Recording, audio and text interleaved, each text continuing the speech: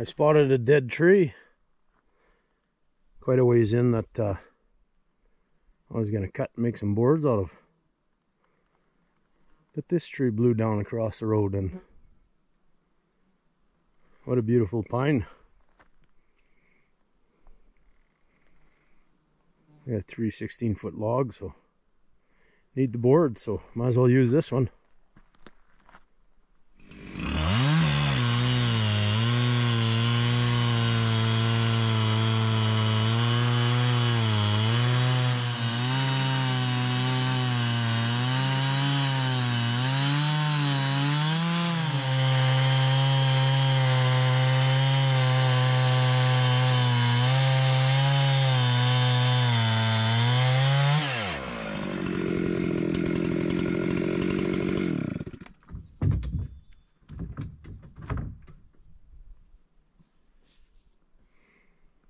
Having a cold beer.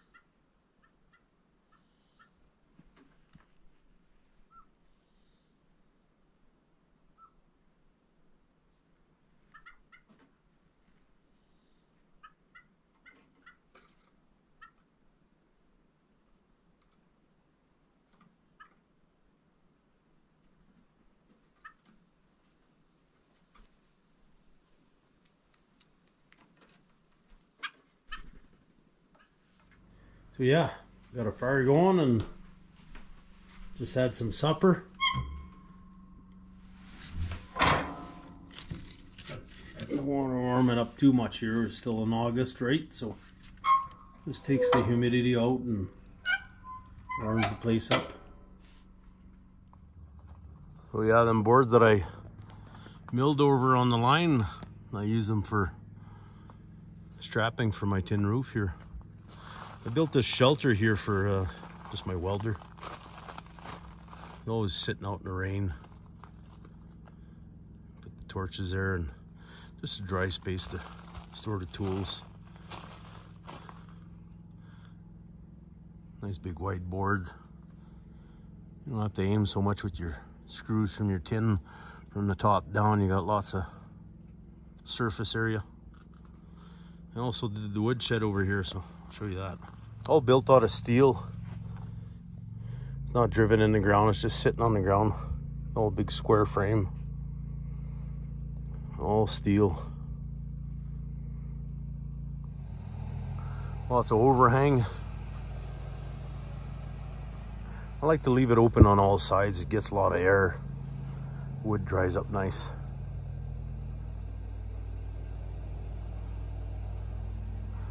Yep.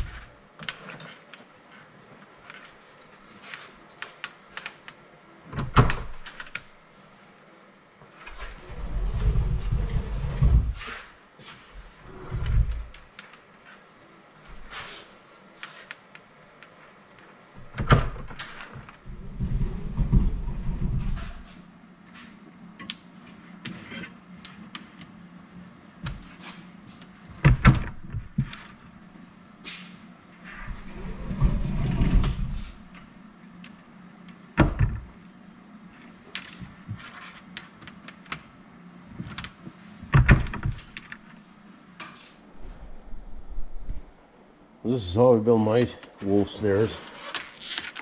I got whole bunch of this cable pre-cut here. This is 3/32 cable, 7x7, and it's cut at 8 feet long. And my actual snare cable is going to be 1/16, 62 inches long, and that's 1x19 cable. This is just my lead and tie off to my tree, right? I just start with a double ferrule. Make a loop big enough that everything will fit through it. Biggest component being the kill spring.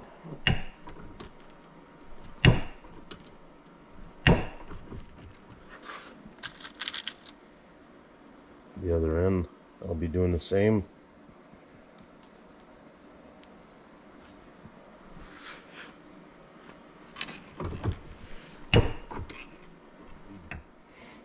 Then I grab my snare cable,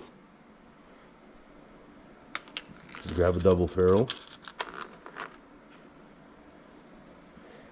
run through the lead, fold it over,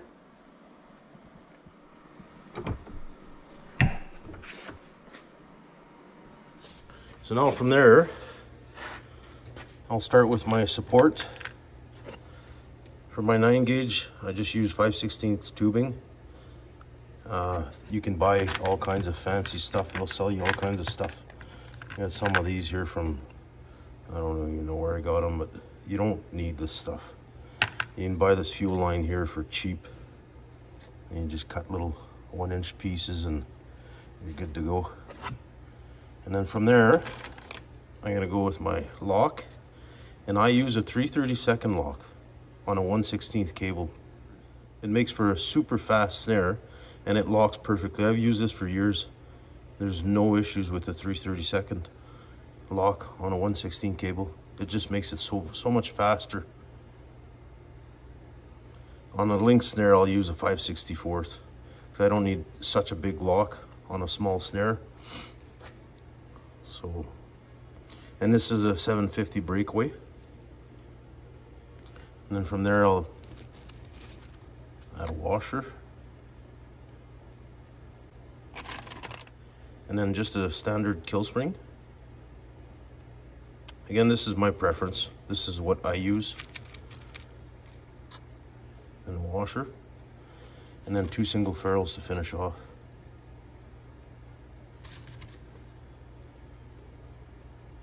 So I'll crimp these ferrules, I'll slide all this down. You notice I didn't put the trigger. When these first came out years ago, there was issues with the springs not deploying, and it was just the way the guys were installing them. If you install them properly, they work fine. But that's when I started using these without the trigger, and they've been working fine. They'll compress them when they get to the end of the snare, so I've had really good results, and I kind of stuck it that way. So might have to go that way eventually if the way the government's regulating everything, but be nothing to add.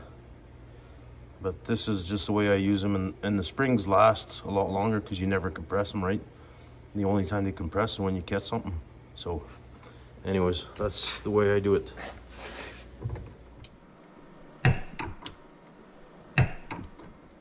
So now we have a fully built wolf snare.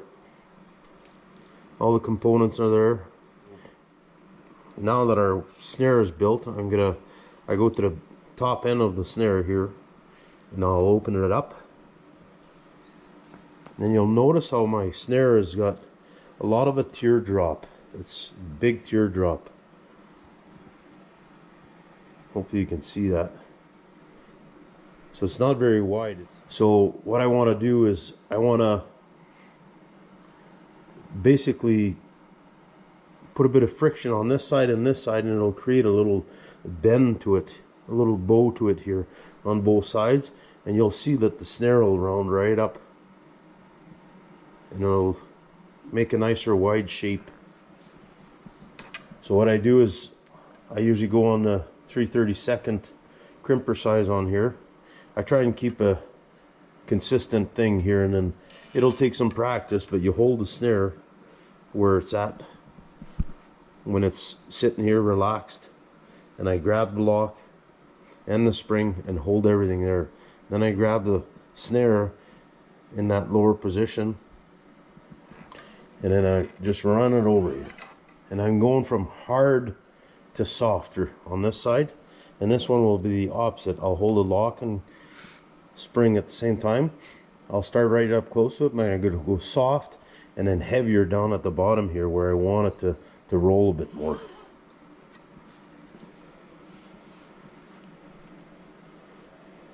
This takes some practice. You're going to screw a couple of them up before you actually get it, but you can see how well rounded it is here, and it's nice and wide now.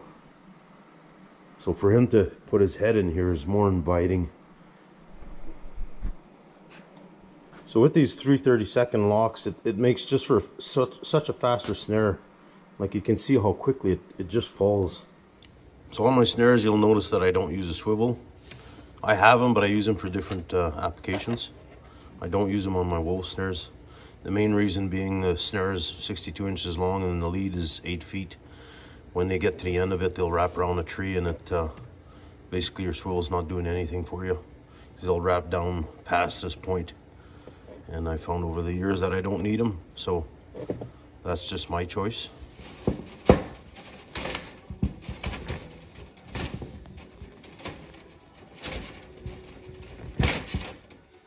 So one thing I've done in the past is kind of got away from it for a while because I couldn't find this wire. This is galvanized. You can get the stainless, but the stainless is so hard to work with. It's got so much memory to it and a lot stiffer. This galvanized works out pretty good. So anyways, this is a 10-pound roll, 14 gauge. And what I do is I cut it right in half. And then it gives me the perfect length to put it in a chuck of a drill and give her a spin.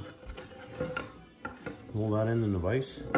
And it gives you a nice, solid support wire that you can tie around the tree.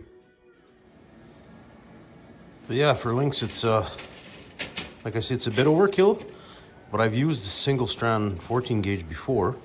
The issue is if you get a fisher, or which doesn't happen very often, but like last year I got a coyote. If you've seen my videos from last year or last season, and I got a coyote in there. So I was using 9 gauge at the time last year because I couldn't find this stuff.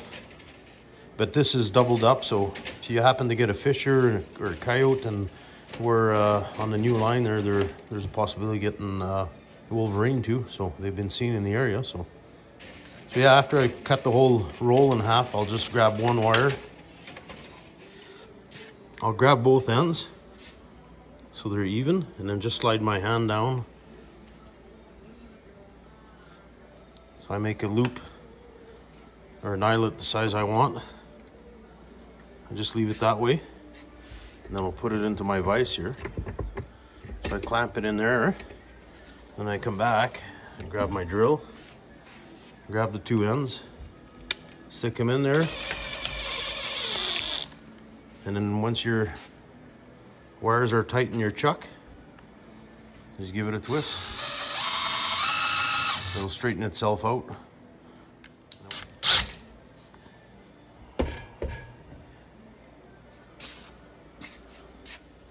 So now all I got to do is run that over like so, and close my snare and run it through.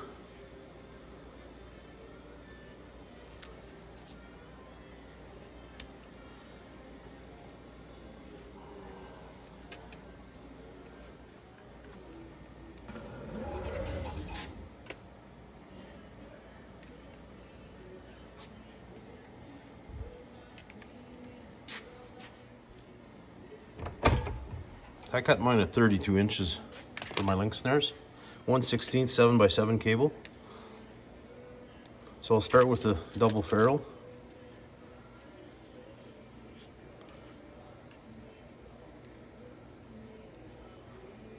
Loop it around, make an eyelet. You don't want too small, but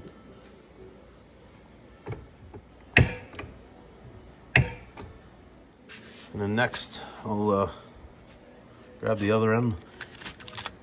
And for my link snares, I use a 5/64 lock. For my wolf snares, I use a 3/32 on a 1/16. But for this here, I don't need that super big lock. And these are quite a bit faster than a 1/16 lock. So just add a bit of added speed to the snare rate. So now that I got my snare built, so I ran that through my lock, single ferrule. You notice how that snare is kind of relaxing in this position here, where it's got its natural roll to it. So now I'm going to grab the single ferrule and I'm going to twist it in this direction, right around. Give it a good kink. So now the lock will just sit there. So I find this easier than, you can use double ferrule and go in and back through, but sometimes it's a bit harder to line it up. And if your eyelet is twisted in the wrong direction, it'll cause your snare to, when it closes, it'll want to twist on you. So this way I find it's easier to control that way. So yeah, that's how I build my link snares. Makes for a really nice and fast snare with that 5/64 lock on a 1/16 cable.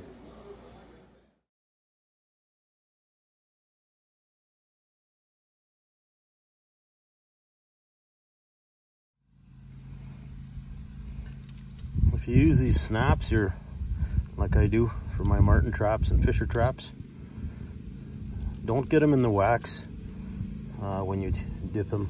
That's why I tie them all off like this here. They're all snapped onto one snap here, and they'll all stay out of the wax.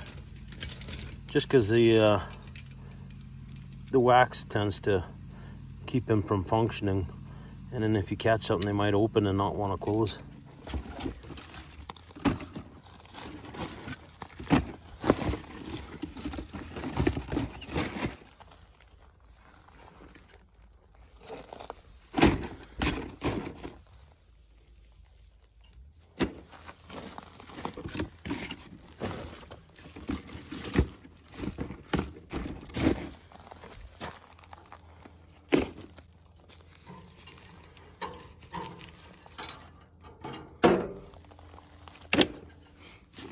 Make sure your snares are dry before you do this.